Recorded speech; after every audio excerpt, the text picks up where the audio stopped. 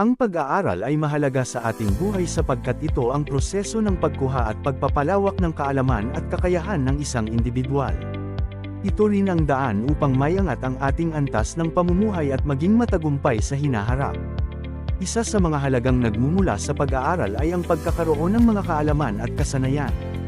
Sa pamamagitan ng pag-aaral, natututo tayo ng mga bagong konsepto, ideya, at mga pamamaraan na makakatulong sa atin sa iba't ibang aspeto ng buhay. Ang kaalaman at kasanayan na ating natutuhan ay magiging mahalaga sa pagharap natin sa hamon at problema na ating makakasalamuha. Bukod sa pagkakaroon ng mga kaalaman at kasanayan, ang pag-aaral ay nagbibigay din sa atin ng oportunidad na magkaroon ng mas magandang kinabukasan. Ito ay dahil sa pamamagitan ng edukasyon, maaari nating madiskubre ang ating mga interes at talento na maaaring magamit sa pagpili ng tamang kurso at trabaho.